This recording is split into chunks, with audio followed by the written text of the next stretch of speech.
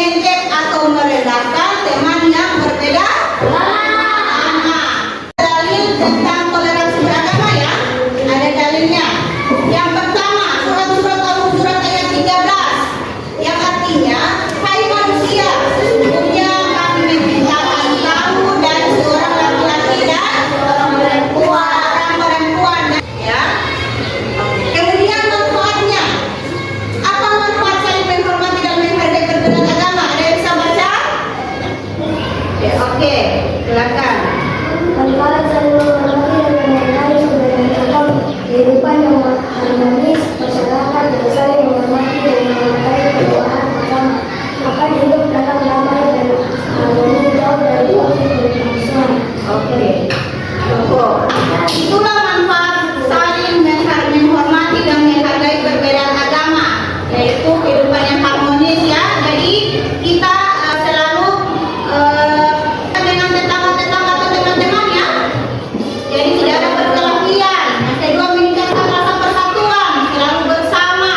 Ketika kita meminta bantuan kepada orang lain, pasti orang lain akan membantu kita ya, karena kita saling Membantu. saling menghormati dan menghargai. Kemudian membangun hubungan sosial yang baik, gitu ya. Setelah Ibu menjelaskan materi tadi tentang sikap menghormati dan menghargai agama lain, ada yang ingin bertanya? Oke, adik Gita, ayo. Saya ada agama Kristen. Terus kalau dia mengalami saya beribadah bagaimana nih? Oke, pertanyaannya bagus ya. Kita itu mempunyai keluarga yang berbeda agama dengannya ya, atau lebih tepatnya agama Kristen, dan kita mau mengajak untuk beribadah.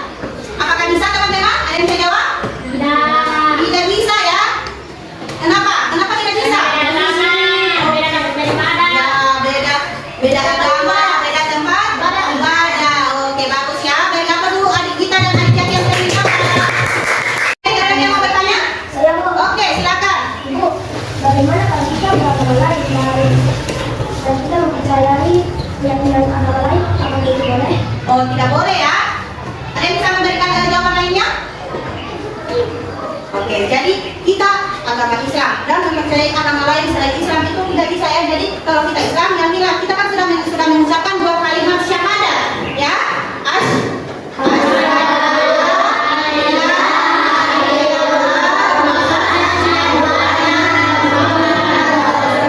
Artinya, aku bersaksi bahwa tiada Tuhan selain Allah, dan aku bersaksi bahwa Nabi adalah utusan Allah ya. Jadi adik-adik percayalah keyakinan kita itu, insya Allah keyakinan kita itu sudah yang terbaik. Jangan melihat orang lain agama yang berbeda kita ikut-ikutan dengan mereka ya. Oke kan ya? Ayo perhatikan.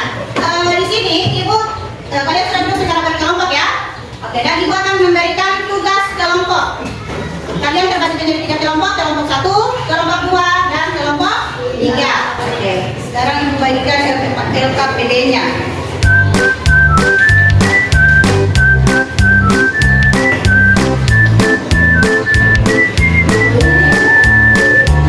Oke, perhatikan ya. Oke, di sini LKPD-nya itu, jadi ibu akan ibu berikan kalian studi kasus ya, studi kasus tentang situasi yang membutuhkan sikap saling menghormati. Misalnya seorang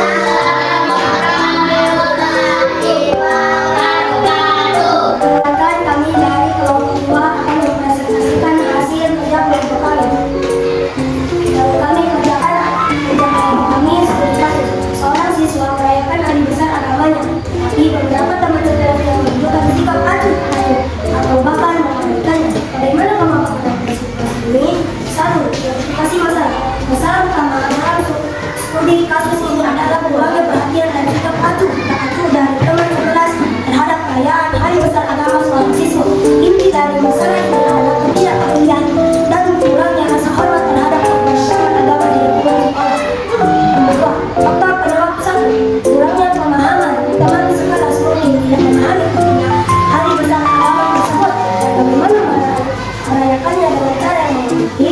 Nomor 3, menyelenggarakan acara atau kegiatan untuk di sekolah yang merayakan hari besar agama secara bergantian. Oke, baik adik-adik. Jadi kalian sudah mempresentasikan hasil kerja kalian ya. Jadi untuk kelompok 1, 2, 3 itu sudah sangat bagus. Tapi untuk nilai plusnya ibu berikan kepada kelompok 2 ya. Beri aplaus untuk kelompok 2. Ya, saya memberikan materi pada hari ini. Ada yang bisa menyimpulkan materi hari ini? Oke, silakan adik Ijaz. Setelah mengobati orang yang beresiko untuk mengobati adalah tidak memiliki perasaan yang lain dari orang hukum kedua. Bukannya ya, oke? Saling menghormati dan menghargai perbedaan agama adalah landasan dalam membangun masyarakat yang damai dan harmonis. Sikap ini telah ditanamkan sejak dini, terutama di sekolah dan di lingkungan tempat tinggal ya. Jadi agar dapat diciptakan generasi yang toleran dan berbagi. Oke adik-adik, untuk pembelajaran kali ini apakah menyenangkan? Ya. Oke, coba kita berdiri dulu ya. Ayo berdiri. Tepuk apa ya? Tepuk semangat. Ayo, 1, 2, 3. Tepuk semangat.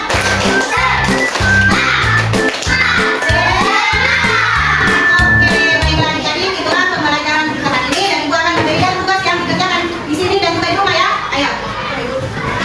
Adik-adik, sekarang kalian kerjakan tugas yang ada di buku. Belum dari halaman 51. Tugasnya untuk men-checklist saja ya, silakan di-checklist. Dibaca kemudian di-checklist.